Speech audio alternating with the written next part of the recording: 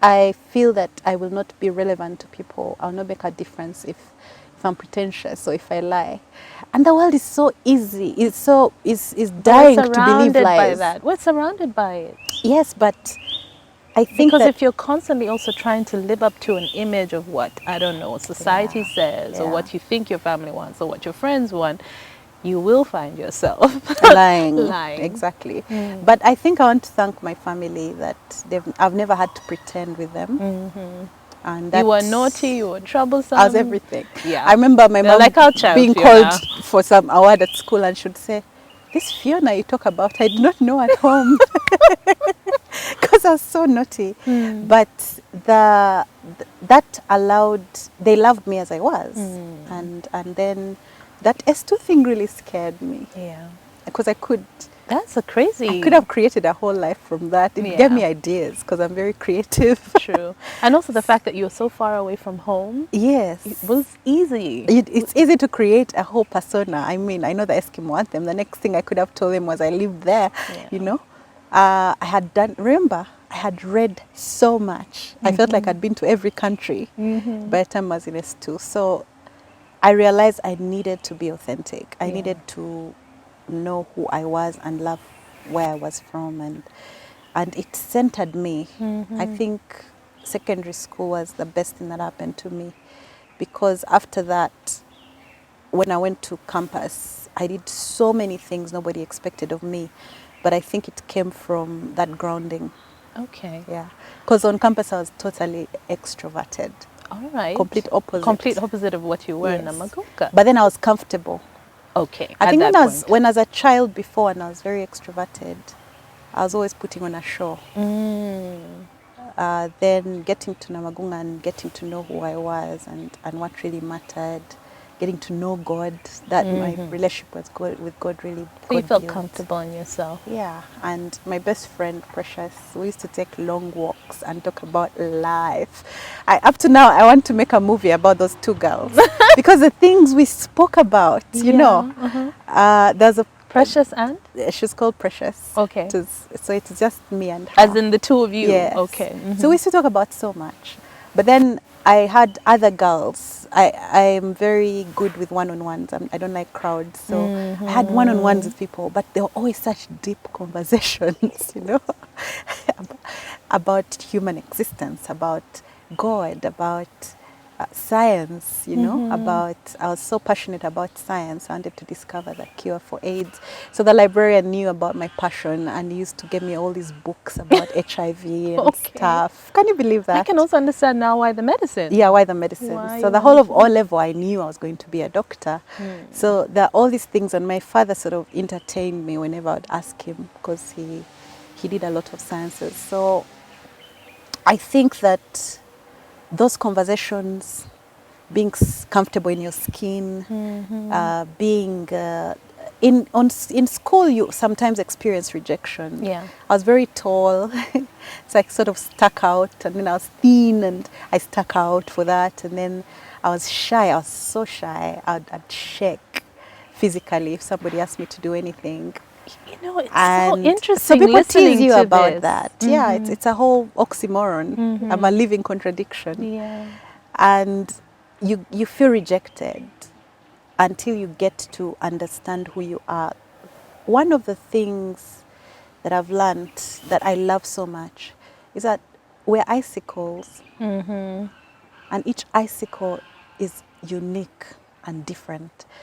And God made each and every one of us. And I learned that lesson in my S2. There was a gentleman called Father Whelan. He was an Irish priest. Okay. Very impatient, very good, very tough, and very, he didn't stand nonsense.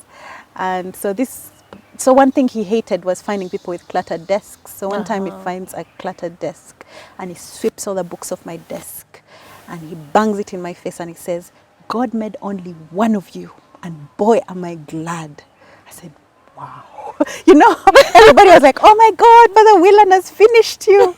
May his soul rest in peace. But I was like, no, He just His words were a explained to blessing. me Yeah. that there is only one of me. So I don't need to look for a twin or an Anne of Green Gables or somebody that I identify with, because I think I'd been looking for someone who would make me feel normal. Yeah, and that was the moment you... That was the moment I discovered that it's beautiful to be different. True. Because the reason you're relevant and your growth is out of your comfort zone. And out of your comfort zone is the things that make everyone reject you. We get a child and we put a uniform on them and we cut their hair and we want them to look like everybody else and do everything like everybody else. But as humans, we're not made to do that. We're made to be different because we're contributing to a whole. If you look at a jigsaw puzzle, the parts cannot look the same for it to be a jigsaw puzzle. To fit. And life is a jigsaw puzzle. We have to fit into each other. So that means that Crystal should be able to celebrate and grow and enhance her differences so that Pheona can relate with her properly. Otherwise, it's superficial. Yeah. And for me, that was such a beautiful lesson, and I began Absolutely, to because love we all being have weird. to solve different things. Exactly. Yeah, and we I have actually wrote something called Embracing Your Weird. Embracing your weird. Yeah, on LinkedIn. Okay. Because if you embrace your weird, that is who you are. That's where you're going to find your calling. That uniqueness is what you contribute to mankind. Okay. Because it's only one you. All right. Yes. So you did law. Yeah. You went through, graduated, Yes, I McCarey. went through, yeah. Did you go straight to LDC at Yes, that I point? went straight to LDC. Okay, so yeah. at that point, the vision was law. The vision was law. So But- when did public relations come in? Well, at one of the things I discovered was my love for drama, Okay. music, dance, and drama. I was And like, I drama and discovered life this- in general? Yeah, no, I discovered this in first year when I went to a group called Celebration Zoe. So Okay. I started acting, writing plays, producing them, and traveling to produce these plays, National Theatre, everywhere. And I was like, wow. And my friends didn't understand who this Pheona was. So much as I was doing law, I discovered a lot more that I loved. And then I was also leading worship at a church called Agape Baptist. And I discovered I love worship. I love to sing. I love leading people in worship. I love, So I was very extroverted during those years. So when I left school, and I left school and did a stint at an NGO called Candlelight Foundation. It was an NGO that rehabilitated girls from the streets. Okay. So I was there for about a year, and after a year I needed to leave because I loved it. I had been there because the manager was going to school and they needed someone to take over. And I had done research for the board chair, so you remembered me, and that's how I got this job. Imagine. So I was really lucky. But I loved the job. It was amazing. It changed my life. But I felt that social work isn't what I wanted to do. I wanted to do law. So after that, I remember asking God, what next? And walking to Macquarie University to pick my graduation certificate. And then I meet a friend and she's like, Pheona, do you want a job? This is how strange it was. I was like, yeah. So Just she's like, like okay, that. there's an interview happening at this place, please go there. So I go there. I find 5 other lawyers. I do the interview. Then they tell me I've passed for National Secretary for National Association of Broadcasters for the board. So I'm like, okay, so one of the people there was Honorable Maria Chwanuka. So I don't know what she saw at the interview, but the next day she calls me and says, get into the studio and do a voice test. I said, okay. So I did the voice test, and she said, I want you to do a show called Talk Back. Now I'd had the show, and I'm very opinionated, as you must know. So I was like, okay, this is good. But I wasn't prepared for all that. I made my first, okay, this is when people know how old I am, my first touch screen.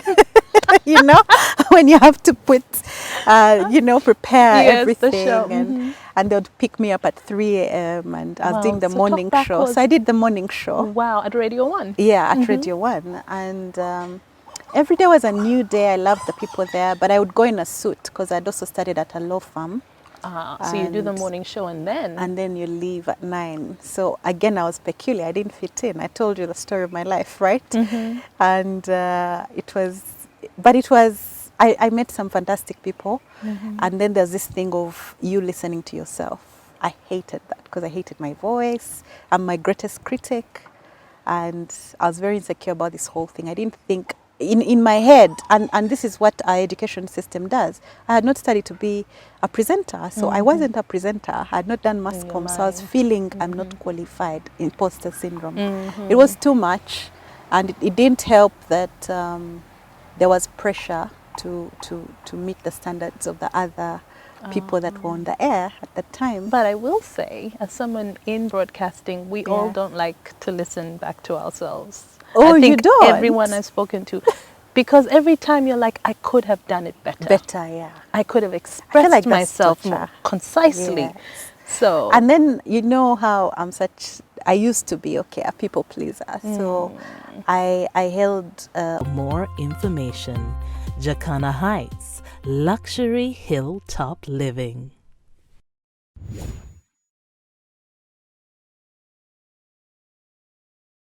I held Honorable Maria to this level, and I didn't want to feel that I was disappointing her. So I did you pulled tell away. her it wasn't right for you? Or? No, I didn't think it wasn't right for me. I just thought she had over expected from me. Like I was not going to perform well at all. Okay. So when the PAM Awards came and they started talking about people like the morning show hosts being the hosts of that show, I said I need to get out of this space. It's not my space. So you took off. So I took off. But she remained my boss in National Association of Broadcasters. Okay. I didn't feel I was failing there. So so I enjoyed it because we were fighting for media. I remember they would close down the stations and then I have to fight. And she pushed me into spaces that I didn't have the strength to do. For instance, you have to appear before the minister and report Broadcasting Council for something they've done, and should stand behind me and say, that's our lawyer. And I'd be like, wow.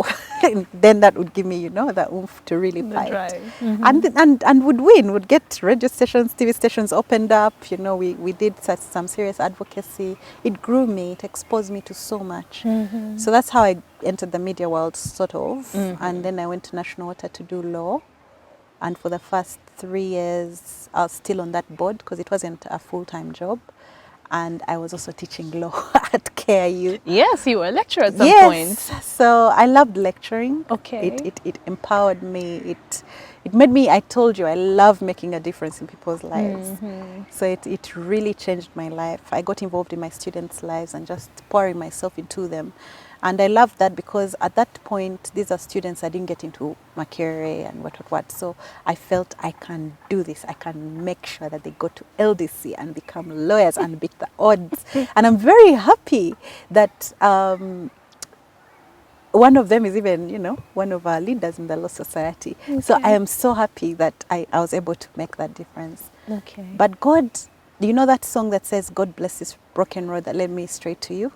We see broken roads, but they're leading straight to somewhere. Yes. So after my 3 years of doing all those 3 jobs, I have my second child, and I'm like, no. Okay. Enough. So I left. You needed some I time left these other for jobs you, and said, let me time concentrate on National Water. And then they told me to head PR. Yeah. And yet I thought I was going to focus on law, because I was there heading legal and debt So you were kind of management. just thrown into PR? I was, because our PR manager, who was a lady that I would help because of just passed away very suddenly. And she'd been there for like 20 years, so nobody knew where to start. And my MD then he just said, you do this for 3 days. That's how it started. Oh. Do this for 3 days. Just help us. Yeah, fill in a it bit. became 3 years. Did you enjoy it? So, because my dear, your journey in public relations was not just 3 years. It was not just 3 years. So it's still going on, I think. I felt like my career path looked like a lot of accidents.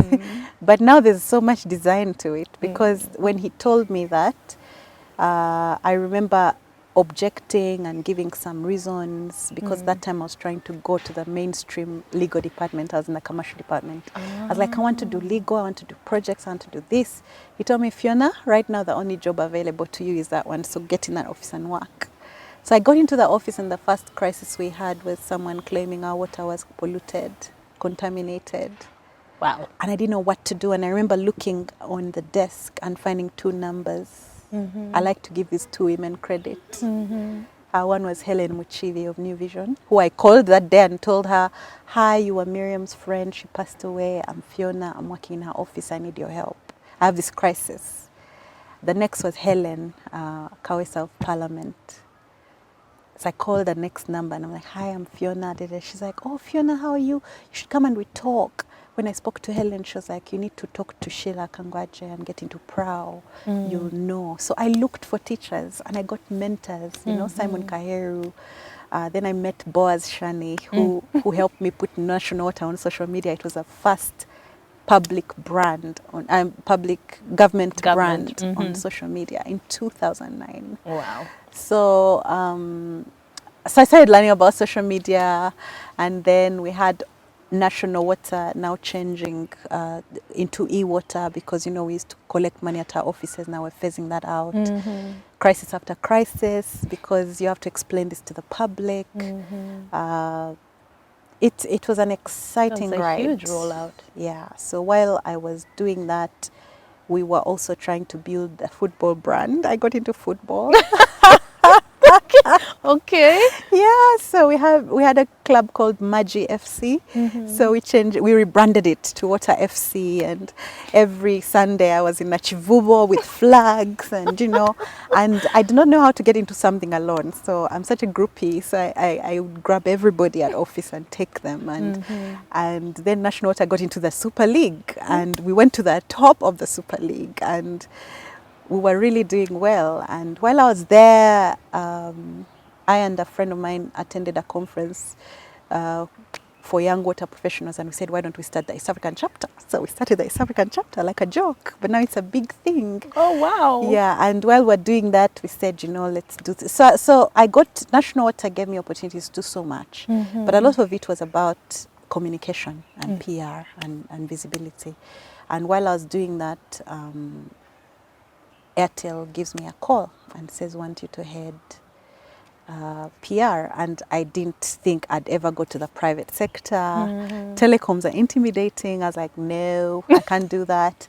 And I was very loyal to National Water. But National Water was going through a transition. We had no board. We had, I told you I like structure. And So you felt that you were kind of just... Yeah, I didn't feel that... there was a lot of political tensions around that time in the organization. So I felt that I did not want to take a side. And I also felt that I'd done PR for 3 years. We were doing so well. National Water had really grown.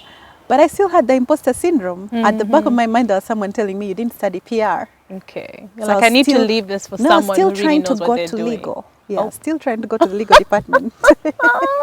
In vain. Okay. Because I had this vision, you know, for being a lawyer in National Water. So when Airtel came, I didn't think that was my vision. So I actually asked, you know, can we, you know, but I met the MD and he sold me this vision. Okay. He told me, I want this brand to be loved. And I love to sell. My dad says I can sell, you know, son to an Arab. So I love to sell things I believe in. So I told him, okay, but I don't know anything about Airtel. In fact, I told him, we didn't even like Celltel. What do we do? You know? So he told me, come.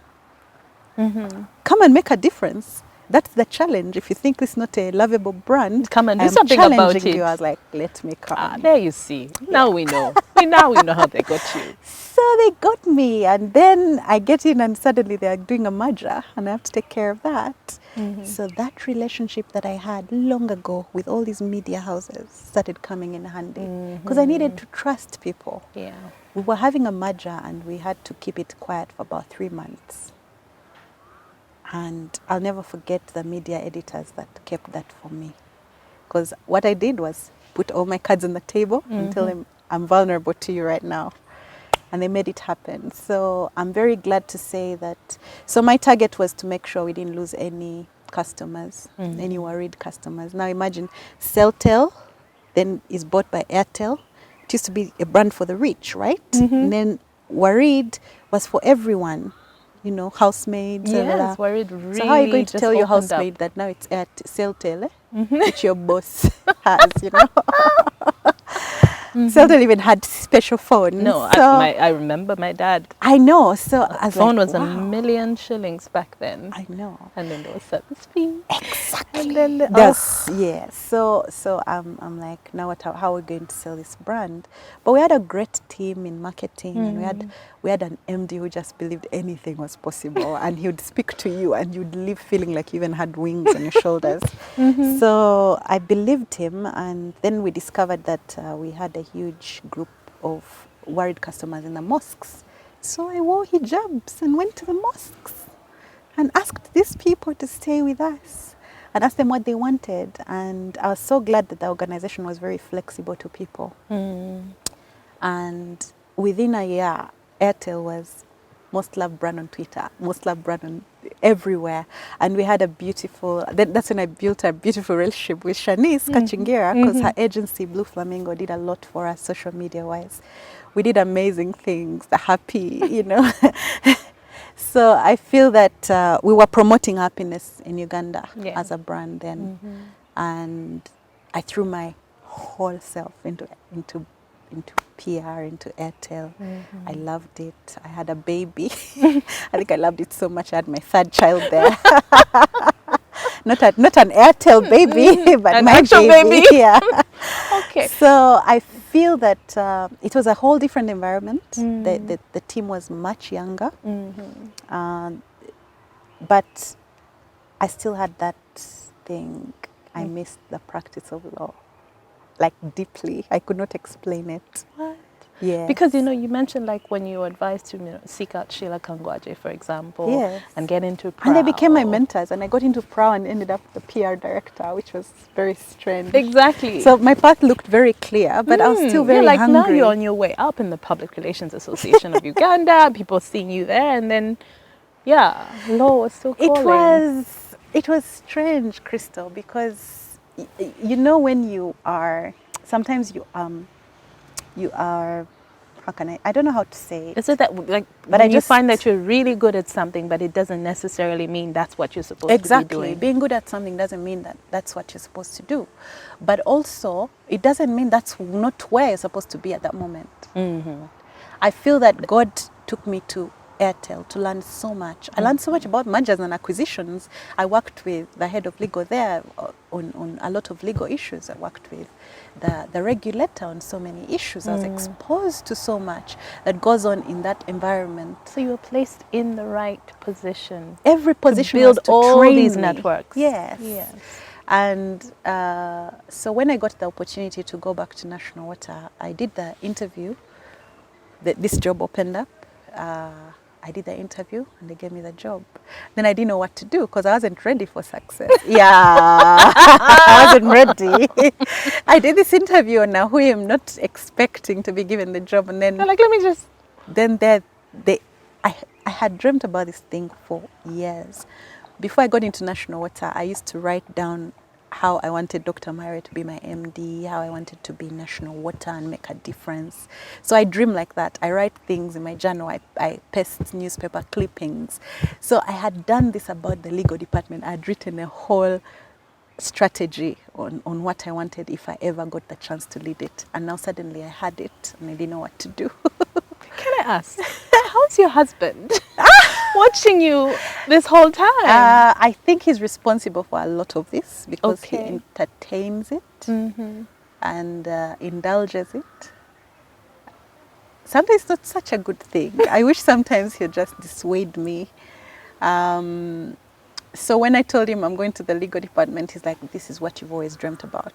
So all these changes, I do them with him because he's been one of my greatest career guides.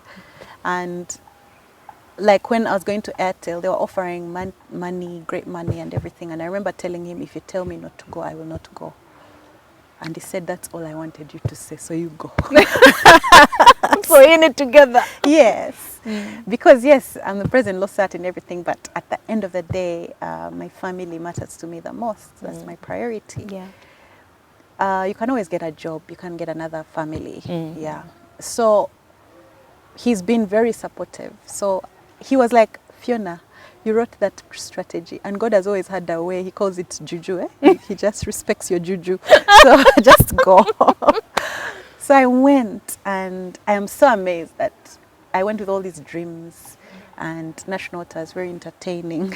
Sorry, as in they entertain these dreams and build You're like, the I want to do this, I think we should do that. Yeah, and now we have a utilities court, we have a big department, it's a law firm, you know. We are winning cases, we're doing a lot of things. National Water has grown from 23 towns when I joined to now about 253 towns. And I have grown so much. So while I was there, again, imposter syndrome, I have taken 5 years out of the practice of law. How am I going to get back into this? Yes, how do do you I go back? lead legitimately? So I went back to the Law Society, started looking for mentors. I went to Ruth Seva Tindira, I started attending, you know, I met Nicholas Opio, he's the one who told me to get on council, you know, to campaign. Some serious lawyers that I met that mentored me. So then I ran for office for secretary, and I became secretary. And I felt secretary was a very good position for me because then I could practice PR. I felt the Law Society lacked a PR feel to it. I mean, let's rebrand ULS, let's put it on social media, let's increase its communication with the public. So that's what I did as secretary. And as I was leaving, I told you if love feeling needed. Our donors were leaving, and the vice president is the one that heads the legal aid project. So I said, this I can do, this I can fix. So I became VP, and we got more donors, and we grew the project. We had about 12 clinics, and some of them were closing. As I speak, we have 23. So we grew the project and everything. And then COVID happened and life happened, and at every path, at every fork, I never thought I'd ever be president or ever want to be, because I loved supporting the president. When I was secretary, I was supporting Gimara. When I was VP, Vice president. I was supporting Chinove. So I didn't think it was ever my calling to be the president. So this started, it started as a dissatisfaction and anger, and you know, I need to do these things, I need to help these things, I need to refocus certain things, I want the Law Society to be about certain things. And yes, I can. So you wanted to fix some things. Yeah. Yeah. And God sort of set me up, because in my house I would not be allowed to rest unless I ran for president. Oh, yeah. okay. So I think my husband is hugely responsible for literally pushing me into this position. And I put fleeces, you know, when God told Gideon to go to war, Gideon put out a fleece and said, if it's wet, I shall go. He found it wet. Then he said, no. If it's dry, I shall go, you know. So that's what we call fleeces. So I told God, if my boss is okay with this thing, I will go. He didn't even wait for me to go and ask for permission. He called me and said, so you're VP, are you running for president? I said, I don't think so. He said, you have to run. You have to hold our flag high. I do not deal with losers. I said, whoa. So I had my orders to go and serve. So you're not listening to you, Fiona. So that was like, amazing. I'm hearing, number one, you've sought out mentors every step yes, of the way. every step of the way. And you've never been shy.